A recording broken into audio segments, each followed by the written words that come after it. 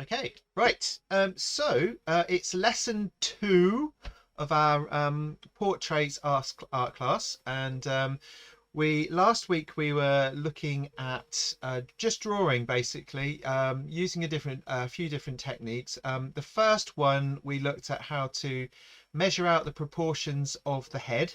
And that information and those things just help us understand a little bit more about the correct placing of the features. Obviously, these things can change a little bit according to who you're drawing and so forth, but the principles are basically the same. So, for example, having the eyes halfway down the head, or having the same distance between the eyes as is the actual width of the eye, the top of the ears being sort of around the brow, and the eye just here, and the bottom across the nose, and the width of the mouth going just on the inside of the pupils there as well, and the width of the nose being level with an eye as well. So we'll have a quick look at that stuff, but today what I thought we would also do is have a go at using pen to do a drawing. Now often I use, as you all know, I use a biro to draw, but we're going to use a rollerball or a uniball pen, as I mentioned in the email and on the website.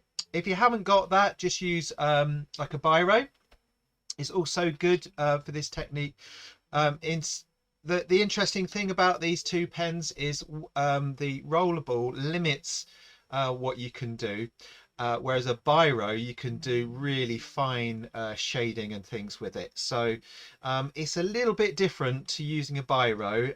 I really love it because they're lovely to use, but also it comes that you got a lovely strong ink and a really nice mark as well.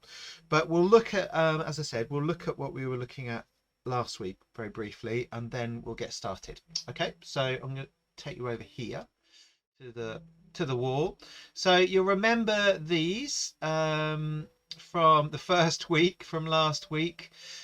So we've got these sheets that I put on the website for you to look at. Let's just move that one underneath. We can. Yep. So the idea last week was to have a go at drawing this figure on the right hand side, sorry, and also to use these these lines to help us measure. So the technique we were using is actually known as the Loomis technique, which is where you start off with a circle. So you can see that in number 1 just over here, and then you divide the circle in half. So the halfway point, you can just see it in the middle of the circle on number 1. The halfway point is about level with the brow, and then the bottom of the circle is the nose, and then you basically you take that width, so that height from about the brow line down to the nose, and then you repeat that underneath to get your chin measurement. Okay, I went through this in a bit more detail in the other video, so if you want to see me actually doing that, have a little look at that and you'll see a bit more information on that. Okay, I'm not going to go through everything else, because you'll get that information, as I said, from the video. And then this sheet just here has a little bit more detail about the face itself, and where the eyes go, and how to work out the measurements of the eyes and so forth. So knowing a little bit about all of this sort of thing is going to be really helpful when you're actually just drawing a face anyway, to give you a bit more of understanding and some way of referring to something as you work. Okay, so now the next thing I want to show you is this portrait. Just get rid of that other one there. So this one, I'll just unlock it. There we go. Excuse me. There we go. Right, so we've got we've got a drawing here of this fellow looking quite serious and everything. This is a really nice photograph to draw from. It is on one of the folders on the website or on the shared drive. So if you wanted to have a go at that one, please do have a little try. So we've got really dark tones and some very contrasting light areas on there, which really sort of show the form of this person. And you can see over here I had a little sketch of it. So I'll just make that a bit bigger. Just lock that last one. There we go. Right. So now you can see that the lines are quite distinguished. In other words, they come out very clearly, whereas with a biro you can scrape the surface very lightly and you'll get a very light mark. But with one of these pens you're going to get a very clear line.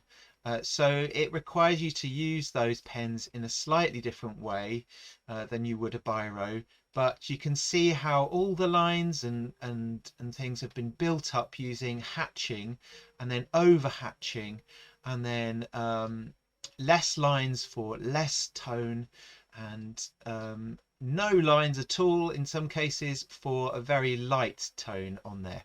So we're going to have a little go at using these ideas or this pen in our work today. Like I said, you can still get really good effect with a biro as well. They're really cool to draw with, as you know.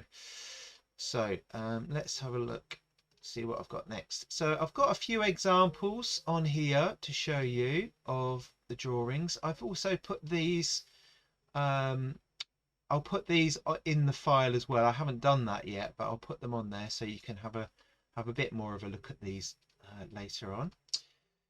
So they're slightly different to each other. So the girl just up the top here is a little bit more like I've been working, but you can see again how wonderful all of these overlapping lines are on here, how effective they are in building up the tone, but also, you know, less cross hatching around the head there, and just a little bit on the nose indicates the shadow a bit more subtly, and then loads more hatching there on the hair to add that dark tone, and actually just shaded in on the eye there. All right, so that's one idea, and let's just put her over there. And then this one is a lot more subtle and not finished, of course, but you can see and actually this one's done more with a pencil, but it's quite nice just to see all these lines. So a lot of the lines are all going in the same direction. They're not as loose as the last one that we just looked at, but you can, you know, you can build up some lovely detail with it. So that's another one. And then the final one, which I've shown from this artist before. Not sure who the artist is. I can find that out for you if you need to know. But here with this artist, a lot of the shapes have been almost what you might call posterized. So some of the shapes of the shadows themselves have been drawn around to create areas of shadow that are very sort of tightened up, if you like, rather than loose, such as the girl over there. So a bit more precise and careful work with the shadows. So in other words, if you're going to do this, something like this, you would mark out where the shadows are and do a very small line around them, like on the right hand side of the head, just over here, look. So you've got this line going over there on the right hand side, and then if there was shadow in there, you could put the cross hatching just like on the other side of the head. All right, so I just want to show you a few examples of that. I'll show you the one that I've done for our work here in a few seconds. So let me just get rid of this. So last week we were doing the bearded, I was doing the bearded chap, this chap over here, and we were using a pencil to do this last week, and the idea was that you put a grid of squares over the top of the whole of his head, and the background and so forth, and you actually draw that grid on a blank piece of paper and then actually copy the individual squares one at a time in order to get complete accuracy of where all of those features are going to go. Okay, so I'm going to show you the process that I've used to turn this into a pen drawing just now. So the first one is a close-up, because I've only done the close-up of it, or I've only done part of the drawing. So I've chosen this area, and you can see I've flipped it over. And I'll show you why I flipped it over in a few minutes, because it's a little bit of a shortcut if anyone doesn't want to start a new drawing straight away, or if you're still working on the one you're doing, you can get started on the pen one a lot quicker. So there's the close-up. There's the pencil drawing that I was doing, and then there's the pen version of it over here. So you can see, let's have a look at the pencil one first of all. So the pencil one is, and when I shade, often I'm using lots and lots of overlapping lines on top of each other. You can see actually where the squares are on here as well, which is quite nice to be able to see that in this demonstration. And all of the lines have been worked out using that grid to help me map out the head. And then I've used the pencil obviously to start adding shadow and bringing out the form. All right, now here's the pen version. And I went for quite a loose effect, a lot like the girl that we just looked at a few minutes ago. So there he is. So it's about mark making, essentially. It's about making the textures, such as on the eye just up there, or on the other eye, and on the beard. And it's quite nice drawing somebody that's perhaps a bit older sometimes, because there's obviously a lot more detail in there. So it's quite nice to be able to do that. There are more shapes to look at when you're working. But you'll see there's not just cross-hatching in here. There's also lots of little dots and curvy lines. There's the cross-hatching in there. There's wiggly lines and so forth. And then what I tend to do is start very lightly, and then as I feel a bit more confident about where the tones are starting to appear, I then start to build back on the top. In the eyes, actually, there was a little bit of tone as well. So if we have a closer look at this one, you can see that in that eye, just there, there's some detail and tone in there too. So obviously with the pen, you've got to be a lot more kind of subtle about how you do that. So you can see that I've just got a few little lines appearing on here just to suggest that, but not going too far over the top. So this is why I say start lightly, build up slowly with your ideas or with your mark making, and you'll get a really nice effect. I did mean to put a picture from the artist Rubens on here as well, who did lots of self-portraits as well. So perhaps I'll do that next week so we can have a look. The plan next, when we've done this, is to start applying some colour as well to some of these drawings and have a bit of fun trying that out as well.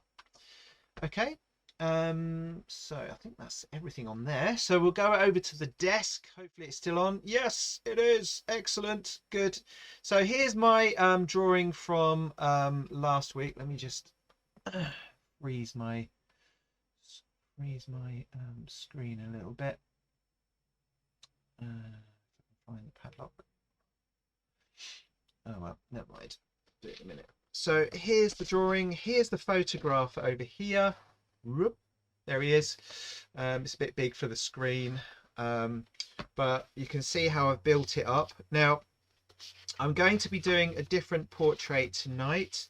I'm going to draw this chap here, this moody looking serious fellow just over here.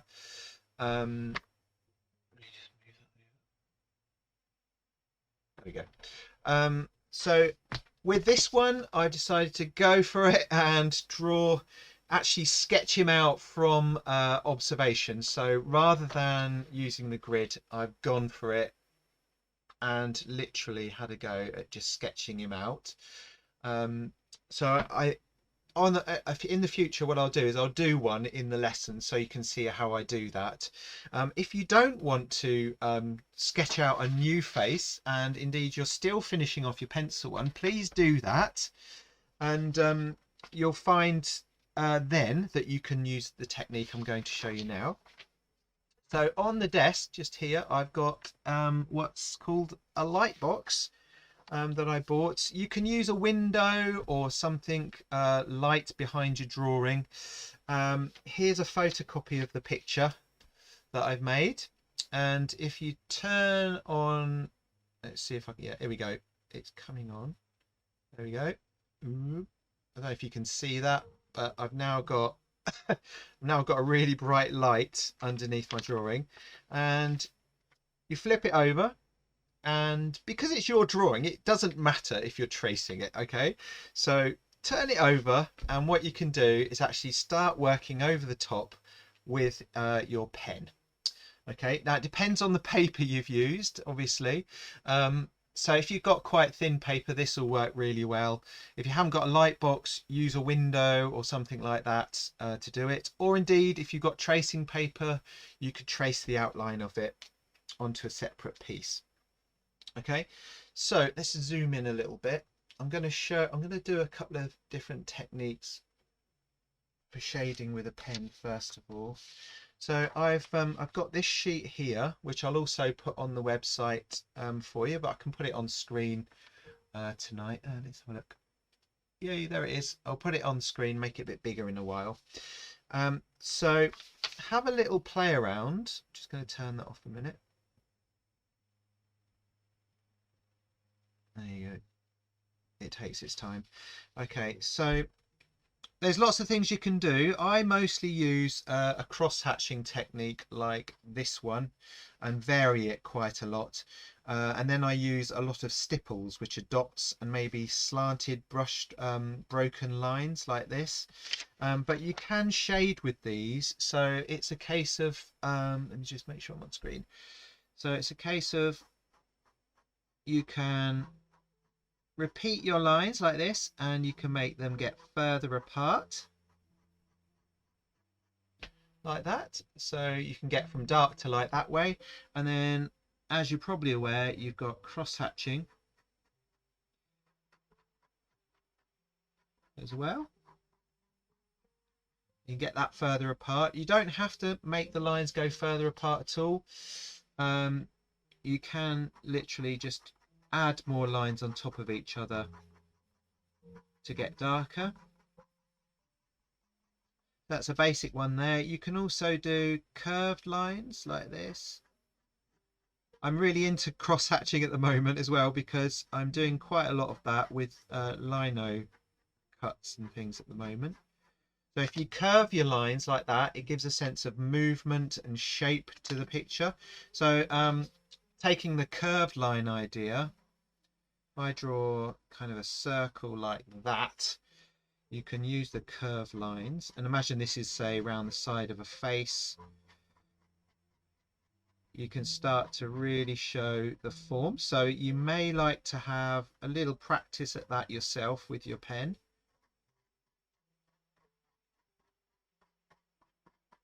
Oh, there goes my light.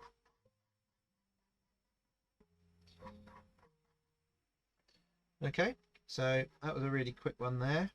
And then alongside all these sorts of lines here, what I often end up doing is lots of small ones, because I quite like working loosely. So I don't get overly precious about my lines personally. What I like to do is be kind of a bit more energetic and spontaneous about it. So you can see there's little dashes appearing in here and little dots, which work really nicely over the top of a picture. All right, now I've just realized what I've done, of course, is I've drawn over the picture that I wanted to do the example on, but I should be able to do a little bit over here. Look, so I've put the light box back on, And let me see if I can do this actually. So I'm working into the eye area, as you may be able to just see. And this is basically a little bit of a shortcut, but as you saw earlier, I'm going to draw another one, so you'll be able to see how I work into that with cross hatching as well. So you can see how I'm curving. Let me see if I'm getting a bit closer. Can't get any closer than that. Let me just have another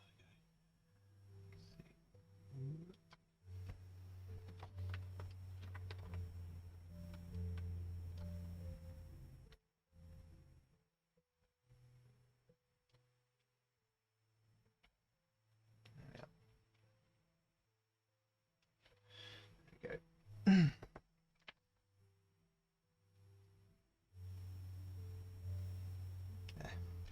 So I'm doing curvy lines around here, small dashes around the shape of the eye,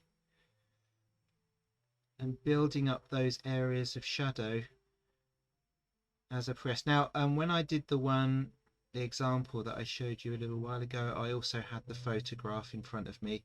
So I'm not trusting entirely or guessing at all what I'm working on, because I'm also at the same time looking at the old photograph that's in front of me. So the one that I did is just here. So here's the example of how all those lines and squiggles and things start to build up, and the little dots help to sort of break down an area of shadow and an area of light. So you get a few dots are quite useful as well. And then I've done lots of more cross hatching here for the dark background on the picture. All right, so what I suggest you do is I'll put this on the screen a little bit bigger. If you've not done this sort of thing before, it's a good idea to have a little bit of a practice with some line drawing techniques. So if I make that a bit bigger, you'll be able to see a few of those while I'm working over on the other side of the page just here. So let's come back out again. There we go. So I'll try and work over there on that side so you can see what I'm doing, and then we'll take that off when everyone's finished with it. Okay, so there we are, everyone. So if anyone's got any questions or needs some help, please ask away.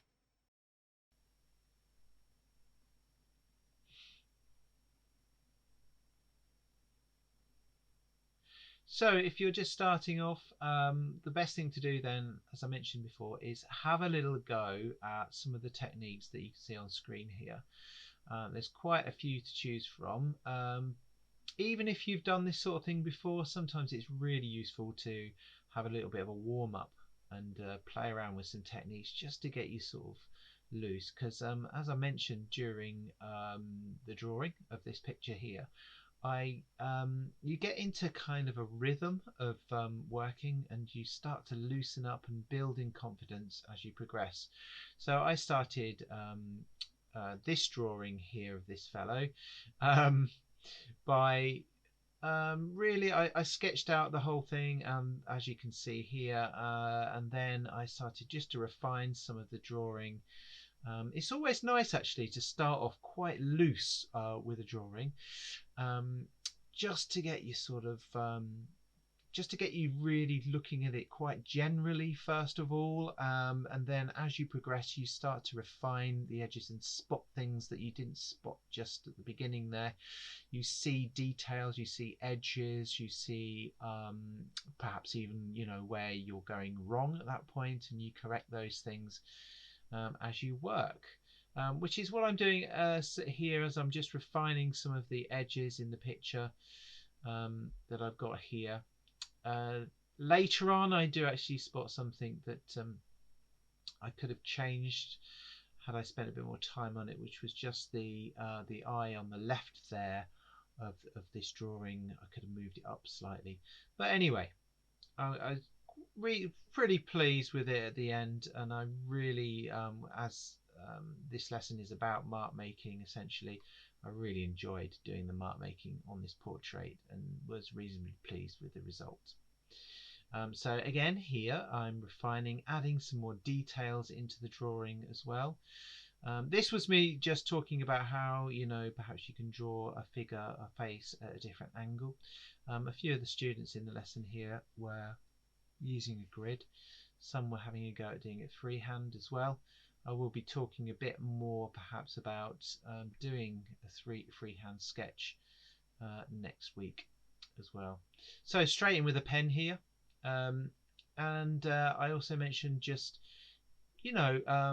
start to put in your pen marks, quite lightly. Don't overcommit to begin with.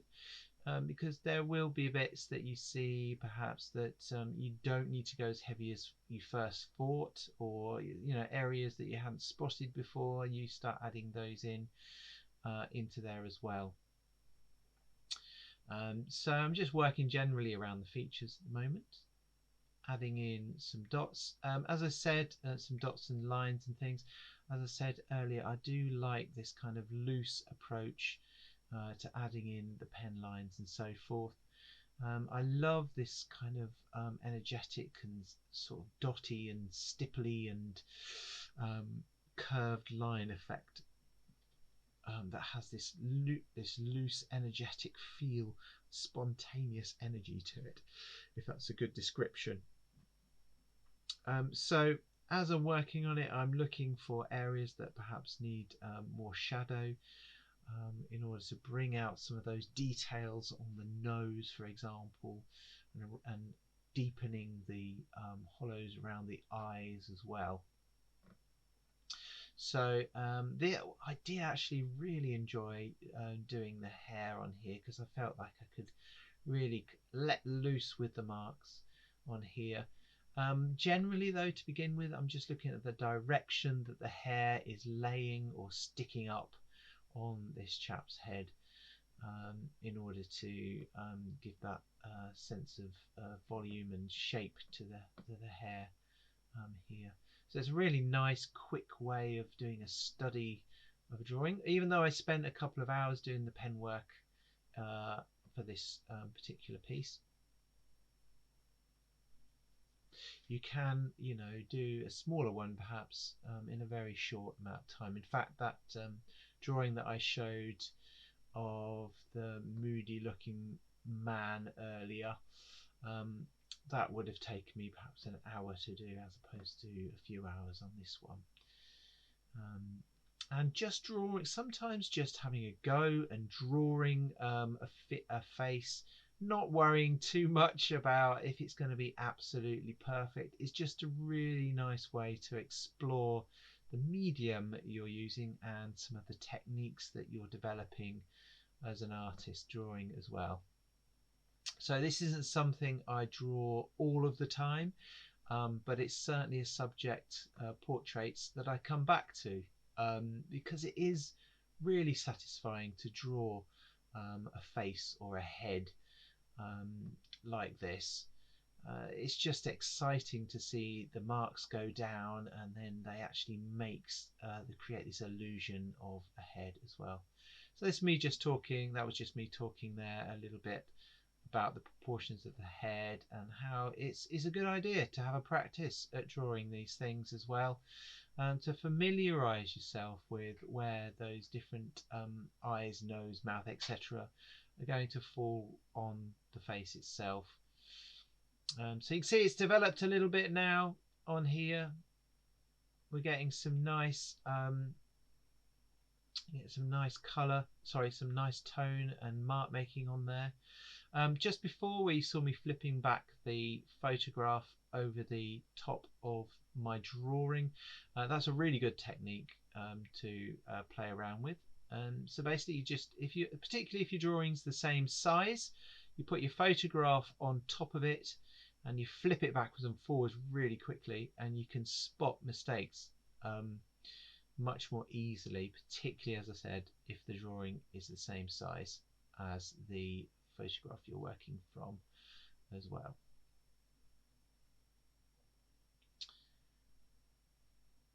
So you can see how I'm now starting to hop around different areas of my drawing. So going back up to the hair, then perhaps coming down to the mouth area again as well.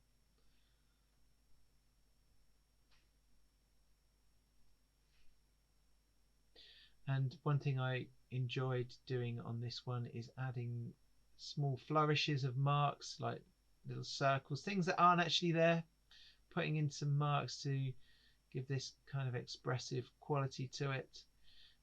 There's an artist called Vince Lowe who does all of his drawings just using scribbles, which is absolutely amazing to see.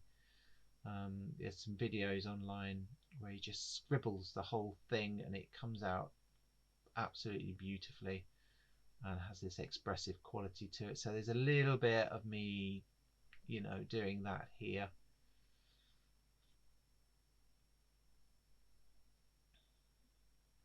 I like the looseness and the freedom of playing around like that, using the pen.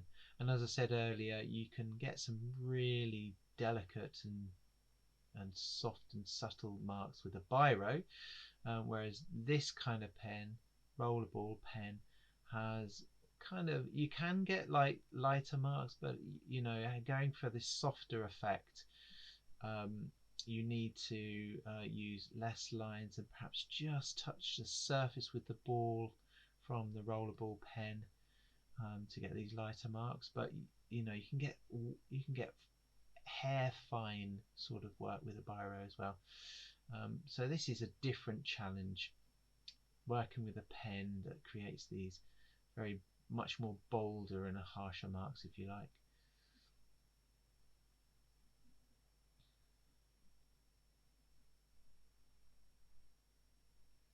So I'm just working now. You can see me just playing around generally around the whole picture now. I know that the lesson is running out at this point, so I'm just quickly going for it really with the picture. There's probably details that I would add to or change if I came back to it a little bit later, but fairly pleased with the result of this one. A few changes would be necessary in if I was to do this again, but I hope that's been helpful, and have a go, see what you can do. See you next lesson, lesson 3. We're going to perhaps do something similar and add a little bit of colour.